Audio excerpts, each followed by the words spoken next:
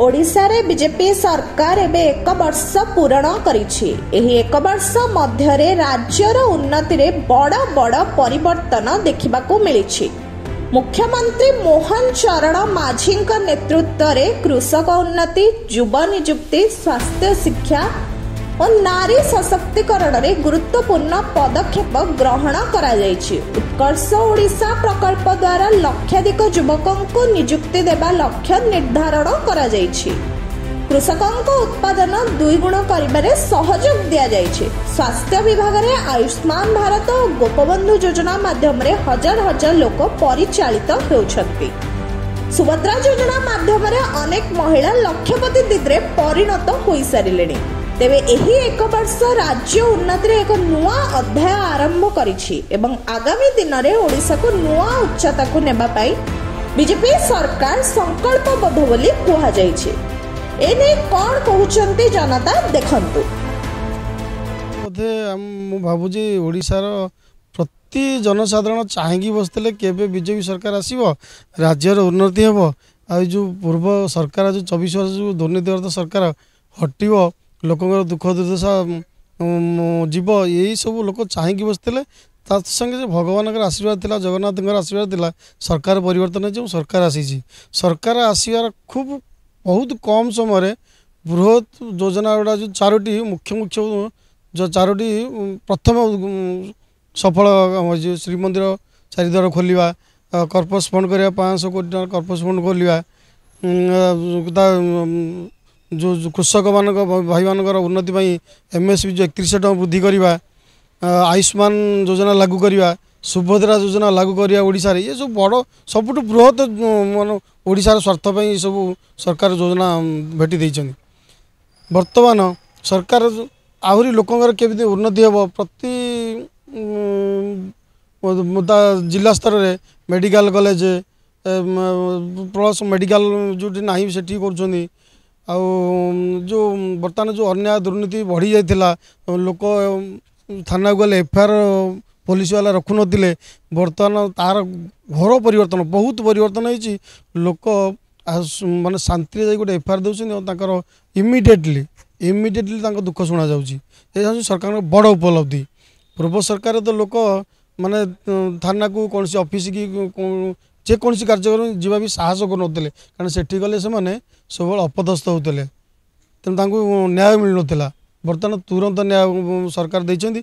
एटा होची हमरो भाबुची सरकार बहुत बड़ा अचीवमेंट। क्षुद्र काम आप प्रथम भावतु 24 वर्ष पर एठी हमर गोटे ऑफिसर राजर समाप्ति घटी। एबे लोकों सरकार एठी वर्तमान आपण देखिबे एठी मनमुखी शासन ना, एठी एक छत्रवाद ना, एठी लोकों शासन चलछि। मुख्यमंत्री की समस्त भेटी पारुछन्ती। माने 24 वर्ष ला एते अभियोग सुनानी करथले जे बुली बुली जिला जिला, एबे एते अभियोग केमति आछि मुख्यमंत्री का अभियोग सुनानी को एबे सब सॉल्व होछि। एकर बहुत देखंतु प्रथम सरकार आसिला, प्रथम एमएसपी 31 टका कर दिया गला। केते ए वर्ष केते चासी उपकृत हेले प्रथम वर्ष रे। तापरे द्वितीय कथा देखो जो आमर आयुष्मान लागू हो गला ओडिशा रे, केते उपकृत बर्तमान ऑल इंडिया जो ठीक जीवे लोक मैंने से उपकृत हे। आगुरी खाली ओडिशा रे उपकृत होते, एबे 1 नेशन 1 राशन हो गला। एठी बर्तमान एठी जो शिफ्ट सुराट जानतु लोक सेठी भी राशन उठेबे, एठी उठेबे। केवाईसी हो गला, बहुत भूत राशनधारी कटा हो गला। केते बहुत किछि कराई वर्षक भितर जेतिक हम भाबुतिलु ताडू यथेष्ट यथेष्ट यथेष्ट होईछि। बर्तमान देखो लोकंक सरकार एटा आ ऑफिसर सरकार नहीं। मुख्यमंत्री लोकन सारे मिसुछंती, एमएलए लोकन सारे बसुछंती, मंत्री लोकन सारे बसुछंती। आगुरु कोन सेडा होउतला, आगुरु तो से देखा मिल नथला। ऑफिसर जहा कहउतले से आ सेतक एतेबे परिसमाप्ति घटिछि। से तो बहुत खुशी, ओडिसा वासी बहुत खुशी अछंती। बीजेडी सरकार रे कहार कोनोसी जिंस कहिवार नथला, सेतरे ऑफिसर मानकर राजनीति चलतिला एवं संपूर्ण रूपे ताहा मुख्यमंत्री ऊपर निर्भरशील थिला। वर्तमान किंतु बीजेपी रो सरकार आसिला पर एक भिन्न सरकार आसीची एवं सेमानकर प्रत्येक मंत्री एवं विधायक एवं अन्य मानक प्रति मध्य दायित्वबद्धता अच्छी। समस्त को दायित्व दिखाई, समस्ते कर्मचंचल अच्छा। आगु को भविष्य को देखा जीव से माने कौन कौन माने जो दायित्वबद्धतार सह से माने काम कर से काम केते बाटे जीवे। किंतु वर्तमान सुधा 1 वर्ष भितर से जो विभिन्न योजना कर ଯଥା ସୁଭଦ୍ରା ଯୋଜନା କଲେ, ତାପରେ ବିଭିନ୍ନ ସ୍କୁଲର ଉନ୍ନତିକରଣ କରିବା ପାଇଁ ସେମାନେ ବିଦ୍ୟାଳୟରେ ଆଗରୁ ଯେଉଁ ମୋ ସ୍କୁଲ କାର୍ଯ୍ୟକ୍ରମ ଚାଲିଥିଲା ତାକୁ ସେମାନେ ନାମ ହୁଏତ ବଦଳି ଦେଇଛନ୍ତି, କିନ୍ତୁ ସେ ନାମରେ ସେମାନେ ବିଦ୍ୟାଳୟରେ ବି ବହୁତ ଅନେକ ଉନ୍ନତିକର କାର୍ଯ୍ୟ କରିଛନ୍ତି।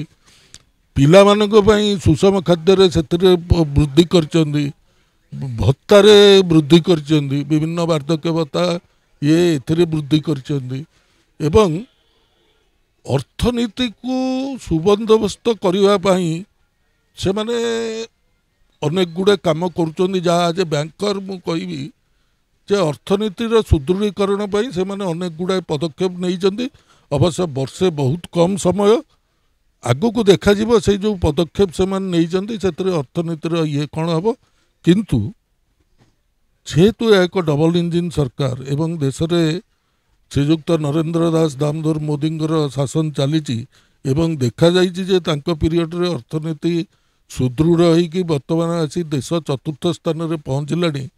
ତେଣୁ ଆମେ ଭାବୁଛୁ ଏ ଡବଲ ଇଞ୍ଜିନ୍ ସରକାର ଓଡ଼ିଶାର ନାଗରିକମାନଙ୍କର ସ୍ୱପ୍ନ, ଓଡ଼ିଶାର ନାଗରିକମାନଙ୍କର ଯେଉଁ ପାଇଁ ସେମାନେ ଯେଉଁ ସଂକଳ୍ପ କରିଥିଲେ ସେସବୁ ପୂରଣ କରିବେ ଏବଂ ଏ ଓଡ଼ିଶାକୁ ଏକ ସୁବର୍ଣ୍ଣ ଓଡ଼ିଶାରେ ରୂପାନ୍ତରିତ କରିବେ ବୋଲି ଆମର ବିଶ୍ୱାସ ଅଛି।